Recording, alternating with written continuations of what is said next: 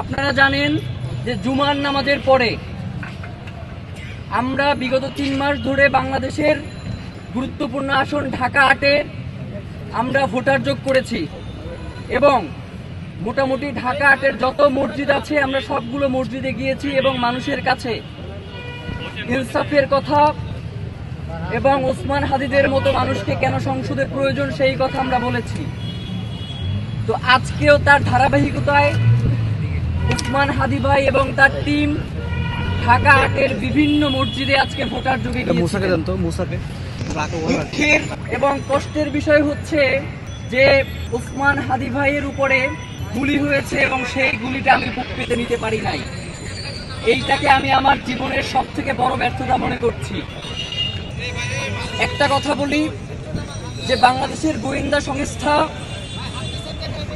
এবং যারা আইন শৃঙ্খলা রক্ষায় কাজ করেন তাদের কাজকে ইনকিলাব মঞ্চ কখন সিসিটিভি ফুটেজ সংগ্রহ করে দেবেন সেইটা থেকে তারা কাজ করবেন, এই দায়িত্ব কি তাদের? নাকি গোয়েন্দা সংস্থা থেকে শুরু করে যারা আইন শৃঙ্খলা রক্ষায় নিয়োজিত আছেন তারা উল্টো খুঁজে বের করবেন এই খুনিকে, তাদের সেই প্রক্রিয়া আছে তার মধ্য দিয়ে? সেই দুপুর থেকে এখন পর্যন্ত আমাদেরকে বারংবার ফোন করছেন সিসিটিভি ফুটেজের জন্য, যেটা আমাদের নিজেদের কাছে লজ্জা লাগে।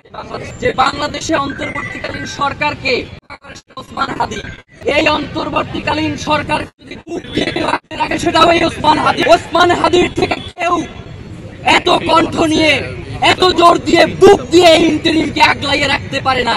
ইন্টারিমের এখন সময় এসেছে ওসমান হাদিকে তার এই যে ইন্টারিমের প্রতি অবদান বদলা দেয়ার।